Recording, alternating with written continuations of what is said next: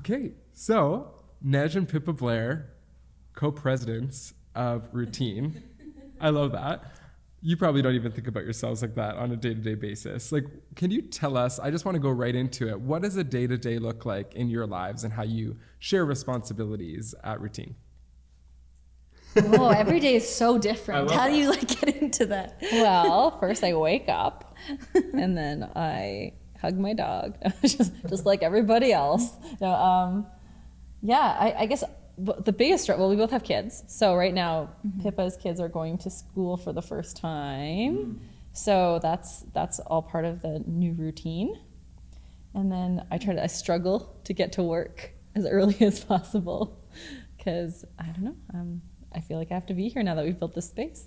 Right. How about you? Yeah, I feel like a typical day now for me, but it's coming in here and it's like usually when I walk in the door, it's like checking in with each person and having a lot of conversations, whereas it didn't used to be like that. Like I used to just have this task list that I was like, okay, this is what I'm going to get done today, plow through it. We're learning to become a lot more of leaders within our role as our company grows. Right.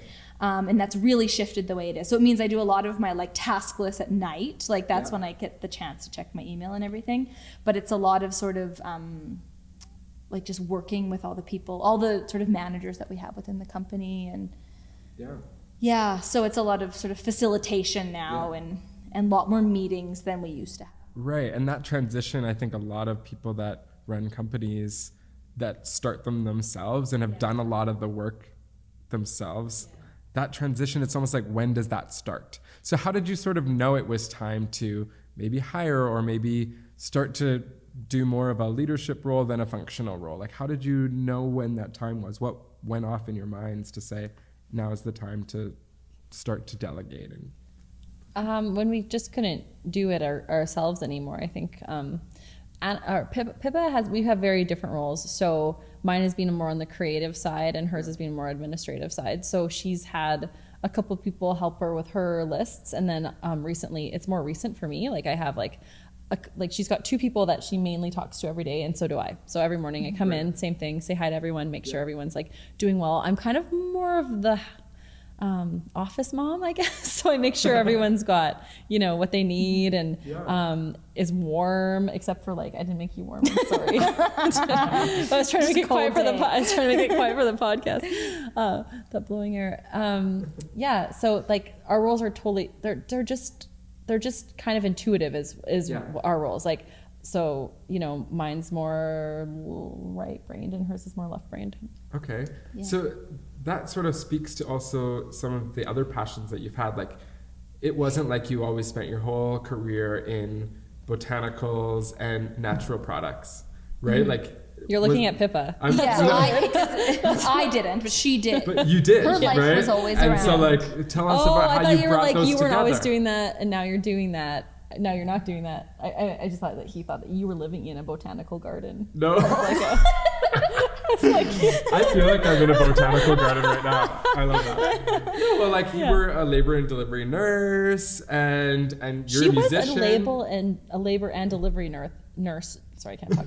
During this when process, we started. though, she's. So talk but not about even when how did that all come learning together? To be one. Yeah, the day we started, pretty much. Yeah, the day we started, she started school. So she's So Neige invented this formula 15 years now ago or something?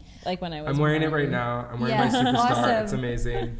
Even when I'm wearing gold metallic, it still doesn't. I don't even sweat. I feel like I'm. Your outfit is the Superstar box. It is. You are Superstar. Really? Yeah. Your glasses. Gold and black. Let's do that. Yeah. It looks good. Uniform. but I was living in a world where I didn't use a single natural product when I was about 22, 23 or something. And Neige, ironically, though, she did grow up on Salt Spring Island. So yes. Which is at the heart of it, right? So I don't use a lot of products, but natural was not sort of my focus. But then Neige gave me this tub of deodorant, and it was the very first natural product that I ever used. And it was holy cow, you've got me on a natural product, and I wasn't even thinking about this. Right. And now I'm completely off of any Secret Dove conventional product because she had just been working on this for years and years without knowing what it was going to become. Yeah, sort of I guess collecting skills and like it just happened to be that the vessel was a deodorant. So that's kind of what's happened. It's like all the passions that I had kind of went into a deodorant, which sounds crazy. Everyone's like, you should really sell this, because I'd done a lot of different things. I'd had kids for, I think my oldest was how old when we started? Well, 8, Milo was 7? like 3. Yeah. So 8. So, I'd done so many things, and I'd had a really, really hard time committing to one.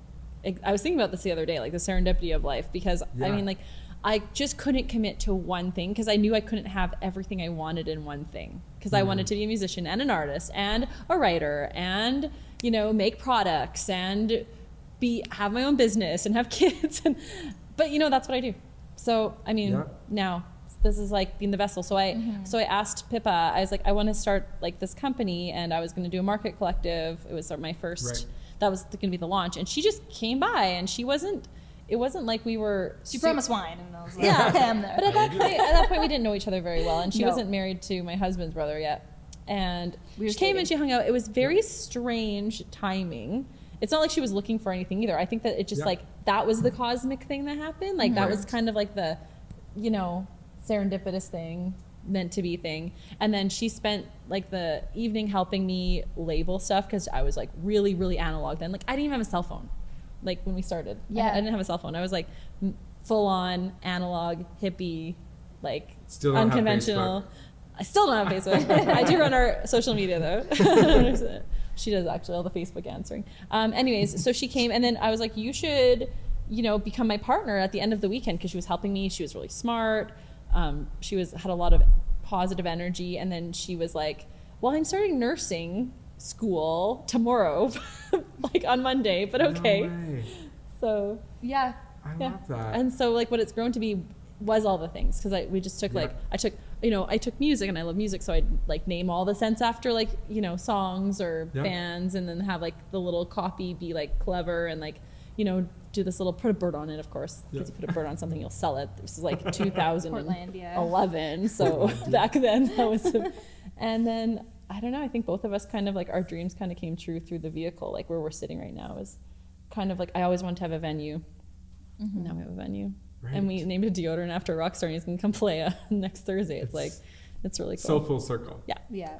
So, like, I think a lot of people that are listening to this podcast, they sort of have dreams of doing something creative, getting paid for it, and yet maybe they aren't conventionally in their mind an entrepreneur, right? It's not a title or an identity they would take on. Right. We don't use that word and either. I like that too, right? So talk to me about how you've processed that. And I mean, you do still show up and run a business. Yes. So some people would be like, well, you're an entrepreneur. Like, this is the definition. Theoretically, you are. Don't avoid it. Yeah, but together we make up an entrepreneur. I don't think that if we were separate, I don't think we would have done this. I think that like I would have tried to start it, but I don't know if I would have continued in the same way. Like you wouldn't have invoiced clients. Yeah, I probably would have just been like, you can have it. You can have it. Like, I'm just making this. Yeah. Well, I mean, like, of course I did invoice clients. That's like a little step too far, because I know. But yeah, I think that where we ended up was kind of, but it was like 50-50. Right. Like why we're here. And that's why co-founders matter so much, right? Or you could be someone that has both sides to you, and you could be a real go-getter. But I think that unless you have some help, you'd probably burn out. Because like both of us feel like at times burnt out, even though there's 2 of us, and then we have a team behind us now. Because we just keep going. And I always ask myself, I'm like, well, why are we doing this? And I'm like, nobody knows. Like, what's like the ultimate, like what is the end goal? Right. And I think that like from the very beginning, the first time we ever had an argument, I said, well, if this isn't going to be fun, then I'm not doing it anymore. Wow. And you were like, okay. And then there's been times where it wasn't like fun, but it's always fun. Like, yeah. And a big point of why we do this is to have jobs, to create jobs. It started out with like jobs for family. Yeah. Her parents used to work for us. Like about maybe half are people that we know, friends and family. Yeah. And just creating something that people can come to a place where they love to work, essentially. Yeah. So let's talk about that, because oftentimes I think I've had a few guests on my podcast mention this. I've heard it in sort of the company culture space when people are trying to, tell people how to run their businesses. And there's sort of this hate on the family environment in the workplace, right? Like I've heard quote unquote that, you know, we're not a family because families are dysfunctional, we're a team. And it's sort of like, no, you don't come to work here to be part of this family. But you literally have like multiple family members. You are related somehow, outlaws, in-laws. There's all this There's no blood within the company. There was for a little bit. Yeah. But there's still relations. You have to go back home, and there's birthdays celebrated together, I'm sure, and yet you come to work and have to be functional and work together. Like, can you talk to us about how you've managed that? It's been a slow, gradual process, and I think we've just brought on people that we felt would really fit within the organization and found them a role that was suited to their personality so that they could succeed. We identified the strengths in people and realized that we needed them. Maybe we're really lucky. We've got this incredible family that, but also it's, my best friend works here now. Since we were 9, we've been like, you know, making stuff together. Like that's just kind of thing. Like she's crafty. Like we're just like, we should make this. When we were kids, we'd sit there and like kind of, just daydream about cool chocolate bars that don't exist that we should make. But now we're doing R&D together, and we're like, we're going to make these things together. And like it's just like, why not do, if you have these dreams, like why not make them come true if we have the platform? Like we did work and build it up so that it would be kind of, you know, a money-making business that you could do some social, it could become a social enterprise at the same time. So we're like more like socially minded than we ever were. And like your own internal culture seems to leak into your community around your brand and what you're building, even in the space that we're in right now. Like it's not something you want to hold on to, you want to give it out. Is that right? Yeah. How does that work? How have you thought through that? Like, how do I answer that? I don't know. Consciously? Tell us the vision of, 2012 you started and it was in the back of your head, but you're like, we need a vessel to get there and make enough money to be able to fund it. Exactly, yeah. So that's what happened. And then we moved it into the community kitchen in my neighborhood, and we had all her nursing friends come help. And then we had, and they all loved it. And because I think everyone really just loved it because we created something that people truly needed. Like there was like a hole in the marketplace. There was no natural deodorant. People were finally realizing. So people came and made the deodorant? They came help us make it. Really? Yeah, because we needed help. I mean, we were like doing it all alone. Like she went on mat leave one time, and I hand piped 50,000 jars by myself, and I'm just like, this is like we need help. Not one time, for 6 months. Yeah, it was a long time. Yeah.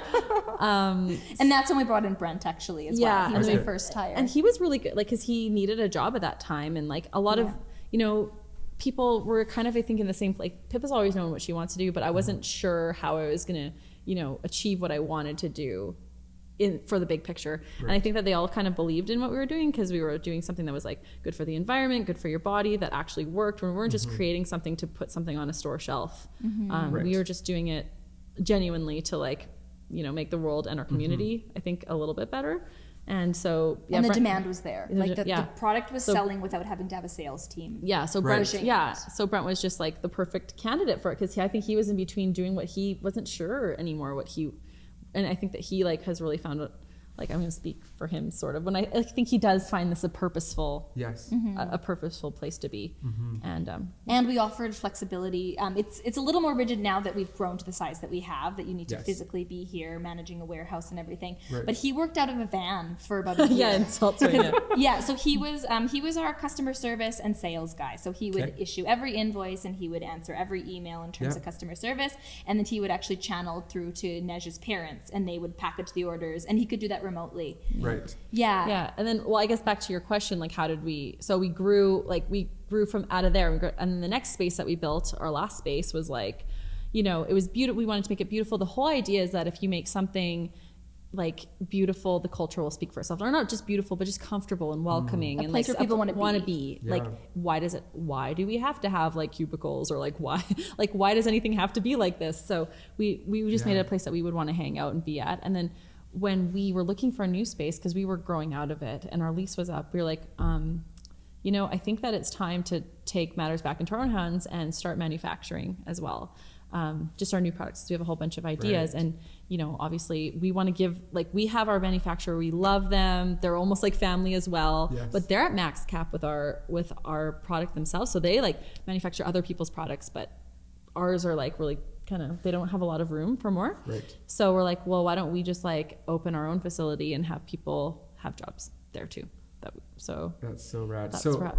the thing that I find really interesting is also the transition into new products. And a lot of companies, in one way, whether it's a new, app that they're going to make as a branch of their current, starting out company brand or whatever, but to know it as well, the timing of, okay, now we want to start to do more R&D, and we also want to create a culture where people can, we can pull ideas and have people think innovatively and pitch to us what they maybe want to do. Like, do you have that? It seems like you and your best friend are doing that together. Yeah. But have you found with the entire company, you sort of are like sharing where your dreams are and then having them say, hey, I saw this new thing. Like, how does that work in the innovation side of things? Well, I think like actually everyone, and I don't know if like how you would answer, but I would say a lot of people here are really, really environmentally conscious. Like that's like their passion. So our whole new model is we want to go into refill because that's the way of the future. Like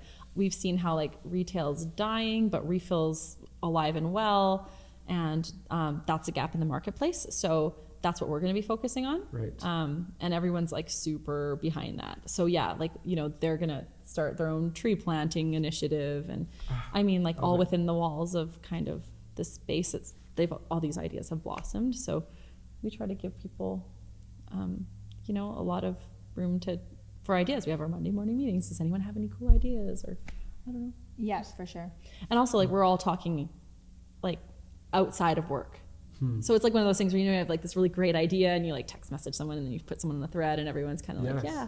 Well, and So it's also like Neige is just naturally an innovator. So she'll be like, hey, check out this new cool product that I've made, and then we'll all try them. And then so there's sort of also like you're offering something and then it's constantly like input of like we need to have this right away. Like your face oils, it was like these are so amazing, we need to get these to the marketplace because suddenly we're all using them and we've all shifted our routines and we've adopted this program.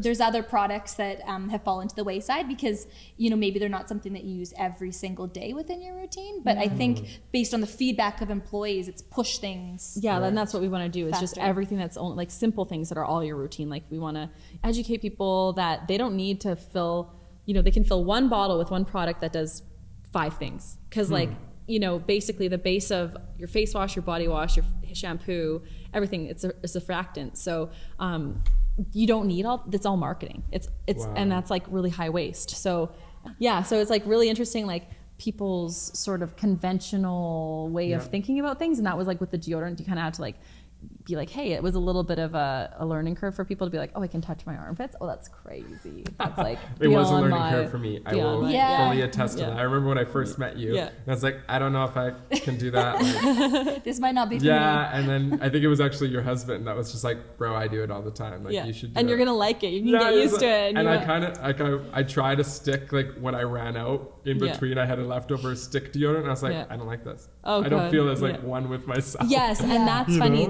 That's funny. We are actually going to, it's kind of not hesitantly, but it's been a long time. People are asking for sticks. So we had to do something about it.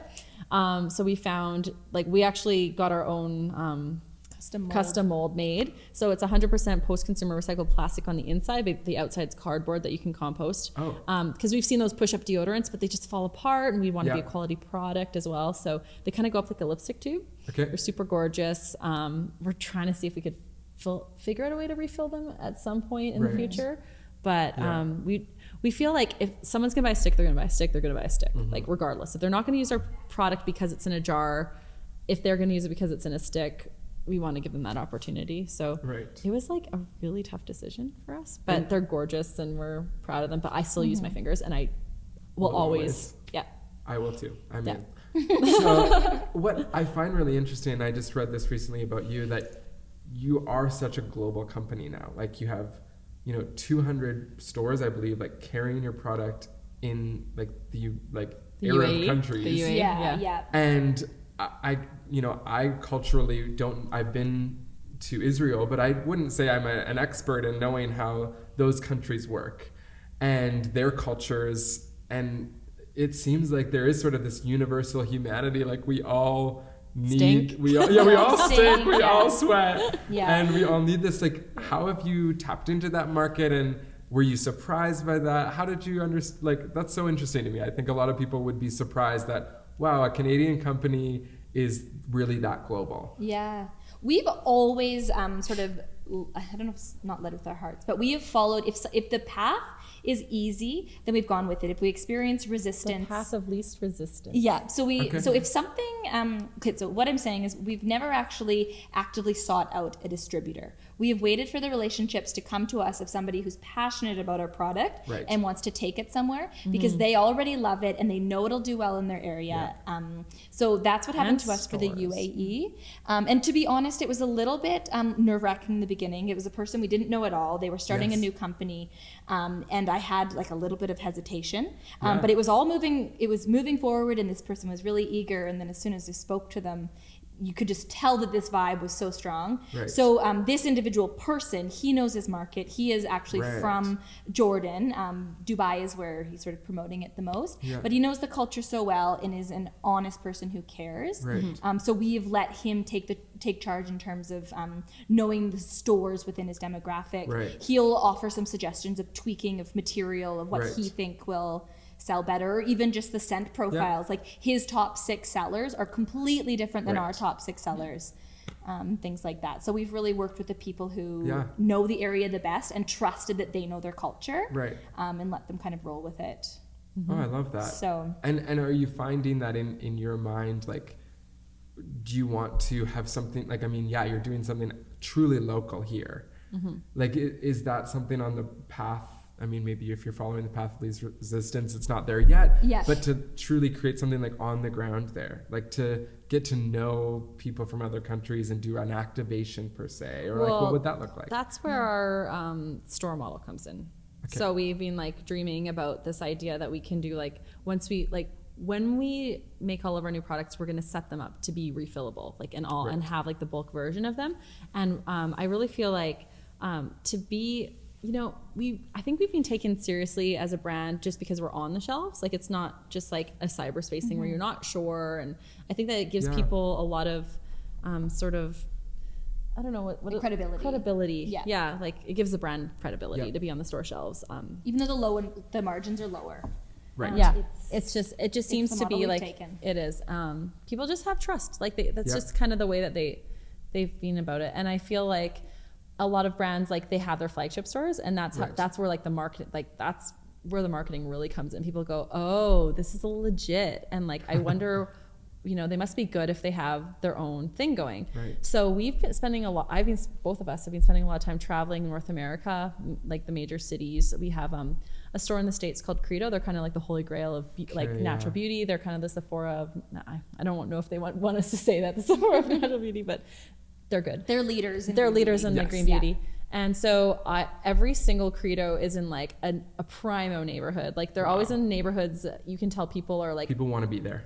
people want to be there. There's a lot of foot traffic. There's a lot of Right. like, I was just in Chicago last weekend and I was at the Credo there, and it's like in a neighborhood where there's just like a ton of vintage, and then people Right. are just like really, they just seem to be like woke. Like they're coming from like places, like small towns Right. around like the Midwest, and then they come to this one neighborhood. And these are where the Credos are. There's one in like in Williamsburg, and they're like all in like, and one in Fillmore Street in San Francisco. So we've Right. scoped out all these neighborhoods, and like we've had a lot of like a good opportunity to scope them out. And so we're just thinking, if you could go and refill one bottle instead of 5, and then like have all the things you need, like you have your, the things you actually use every day. Right. Like not like our face oils are great and they're beautiful and awesome, but like I want people to be able to go to one place and be like, Right. I'm gonna buy this soap that cleans my laundry and Yeah. also my dishes. Oh my God, mind blown. Same Yeah. thing. Like, Yeah. right? So you can reduce the waste, but have like, and then they're all gonna be scent based. So like the whole live how you want to, smell how you want to. So there'll be like the Like a Boss section, the Superstar section, the 60s section. Amazing. And yeah, that's our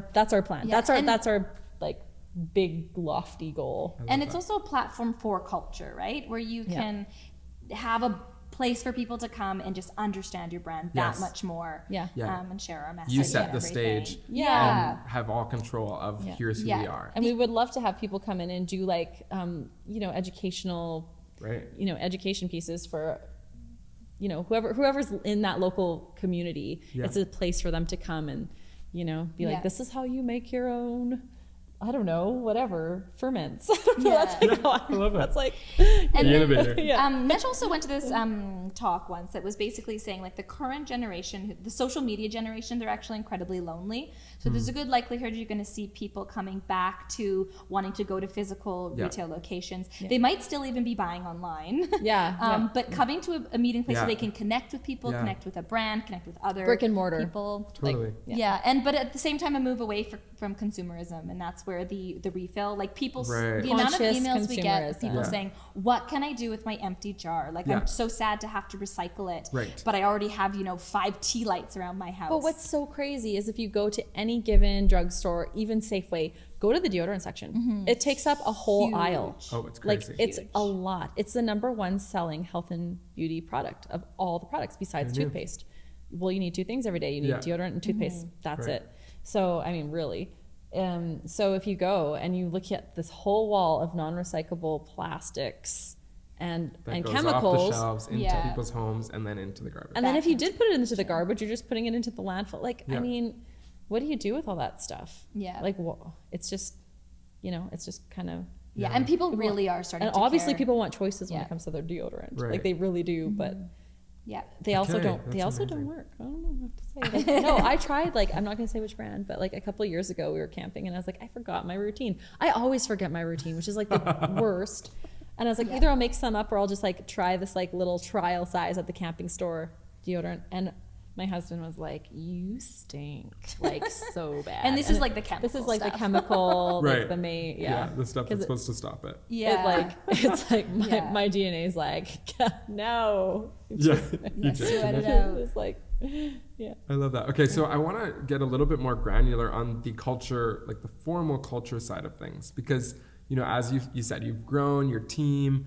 Can you tell us a little bit more, especially like because it wasn't like you guys came from being executives at another company and had done all the like HR stuff and the knowing how to hire. Like you probably invented a lot of that yourselves, right? Just like figuring it out. Yeah. Let's Yes. try and Yes. trial and error. And like, can you tell Yeah. us about how that's worked for you? Maybe some mistakes in hiring or in doing like interviews or all that kind of stuff. I'd love you to share a bit of your story. You have like also a new person that started at your team that's like probably like she's deaf, right? Yeah.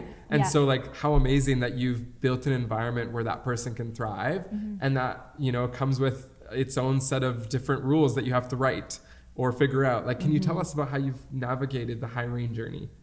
Oh man, we've had a lot of people try to help us with that lately. Okay. Yes. And define our culture. And this is all actually something. Sorry, I'm gonna let. No, you you talk go. now. No, you go. No, it's just something that like we have always considered, but not on such a. We've never written it down. Because we were just like, it just is culture. It's just Sure. there, but you can define it, or it can happen by default. Yep. Is what we've heard and learned. Right. But I'm honestly I have this belief that if you create the space, that's your first step. Like if Yep. A place where people want to be. a place where people want Right. to be, and like that, we'd like order Spud every week, and everyone has healthy snacks, and they have like unlimited whatever. They're like just like we just do these things that like if I worked at a company, I go, what would I want it to be like? Right. How would I want like I have a hard time like being like, do this. I need you to do this. I'm just like, I want to make sure the person is like comfortable and happy and like everything's fed their soul, their bodies, and then they're just like, yeah, I'll do that. Cause I'm like, I'm up for the challenge right now because I'm feeling like I'm cared for. So. And we've basically exhausted, like as much as we can, all the family members that we think would be a good fit that are interested. Yeah. A lot of friends. We've only just recently hired a few people that aren't from within our network, because we find it really hard to fully know a person and know if they're going to fit the culture or not. Because from one interview, it's very difficult to fully know. And so we've kind of just seen what's presented itself, the people that have come that have expressed interest and kind of gone down that path. And we've had some scenarios where we've done interviews and like it hasn't worked out. The person turns out to be a completely different type of person than we thought that they were going to be. But there also has been times where you did have an interview, for instance, one person, I'm not going to say who, but in the interview, she came across as a certain way. I wasn't there. The person came across. And then we had a social time with this person that they, and they were like, oh my God, this person is so amazing. So you have to like take into consideration that someone's going to be nervous and like you might not get their true self. So it's a really difficult thing to navigate. But I also think we're at this time in our lives that like our friends are all kind of on second careers. Yeah.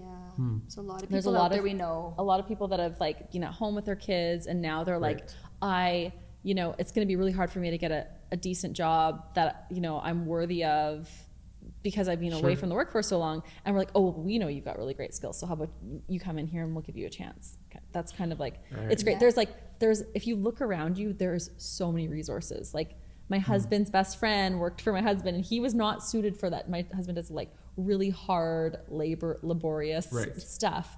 And he comes to me at a party. He's like, listen, I just don't want to do this anymore. Can I work for you? And I was like, yeah, I actually think I know the perfect place for you to be in the company because I've known him for like forever. And, you know, I think that everyone was better off because of it. Like my husband was like, I'm just that, you know, I don't want someone working for me that doesn't love it and is not in the right spot. And like, I think that if you really look and you dig, you're going to find those people. And the key is to find the right position for that. And people approach us too, right? So it's just like with the stores, like we're not going to, if I approach a store and I'm like, you're such a cool store and I do, it's really good. And like, pick it. And they're always like, why would I take your word for it? You know, you have to discover it yourself to like believe in something, I think. And so we've had a lot of people reach out. So that's good too. Yeah. So yeah, we have tried to go after the people that we know that think would be a good fit within the organization. Because we're like, there are some positions we're looking to fill and but you know what? I found a person through a friend. And this is the same friend that has introduced me to someone else I work with every single day. And you know. So we're sort of non-traditional in that way. I love that. Like really I think we're finding out that there isn't a right way. No. Right? And I think that like keeping your ear to the ground and being part of the community for all these years has really helped as well. I think it's it does show that we have been part of the community and you know, said yes to things that we think matter. And like fundamentally the model we're kind of following is that as long as you do fit the culture, that it's a group of people who's, you know, would want to hang out together, you can teach them the skills for any of the positions. Right? Like, and that's the whole principle is as long as you fit in the culture, you can teach that person what to do. And it seemed like you had that anchor of like planet awareness. Like you guys, I was just interviewing somebody and they were like, everybody at our company loves basketball. And we sort of work in that space, but like not really. And it's almost like that's yours. Like you're like, everyone loves the planet here. Yes. And there are a lot of people that don't love the planet. So they shouldn't work here. Yeah, totally. Yeah. And if you have that, you can learn the skills. That should be on our interview like, list. Yeah. Do you love the planet or not love the planet? I don't know. You have to get around it another way to trick people a little bit so that it's not like, yes, I love the planet. Yeah. Do you like putting garbage into the recycling bin? I don't know. I love that. That's amazing.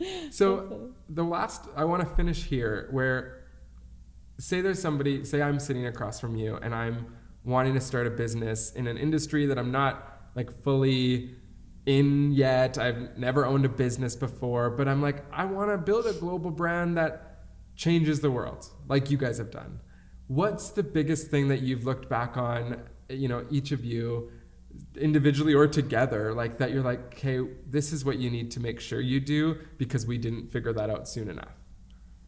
That's a tough one, but I'm just curious. I don't think there's any like one specific thing, but you just need to do it and do something about what you want to do. Just start, dive in. It's not going to be perfect the first time you do it, but you just need to start instead of planning. And instead of always learning about like, oh, it's important to go to a network and like, but like if you're always going to these events where you're learning how to run a business, how are you going to have time to run the business? Right? It's true. Like sometimes you just have to put your head down and do your own thing. And then, you know, and then reach out for support as well at the same time. It's a balance. You can't just be doing one thing or the other. It has to be like, and also I feel like if you're like, I want to start a business and I want to change the world, and you know, that's really, really, that's a nice place to be coming from. But if you just want to like make something out of thin air, and like if you want to have a business and then just like make something up because you want and you have this product all of a sudden, I don't know if that's, I think that you have to have something and an idea that you know that you would put all of your money into and want to buy yourself and repeat buy, or like regardless if it's a social thing or a CPG, consumer packaged good, it has to be something that you would get behind 100% and you would need in your life. Because if you don't need it, why would anyone else need it? You need, if you need it, that's when you know it's a good idea. Well, I need routine and I use it every day. I heard that, so another one of my routines is that like wine is part of my life. I heard that like there was mumblings of like routine wine. Someone was talking about this yesterday. Oh yeah? Arlene Dickinson was asking my hairdresser, like we share hairdresser. She's like, are the girls still doing their wine? And then someone else at the salon was like, are you doing wine? I heard Arlene say This is you're how doing rumors wine. start. Arlene Dickinson is starting rumors about you. You know you're a big deal, Wang.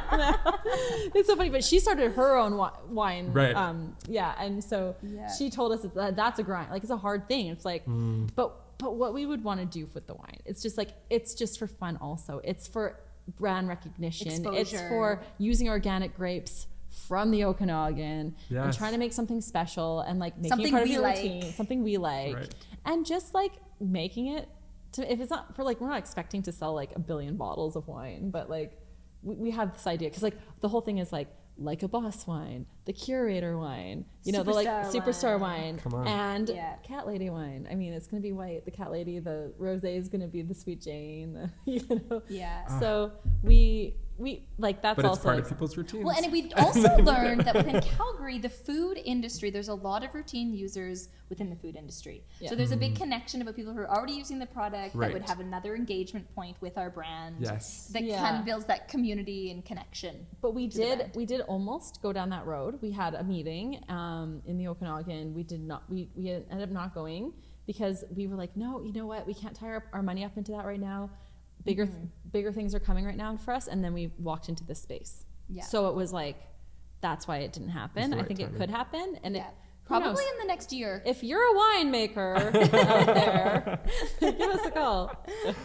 That's amazing. Yeah. Okay, well, we'll end it there. Thank you guys so much for being with me today on the Culturing Podcast. You're incredible. Seriously. Thanks for having us. Thank you. Thank you.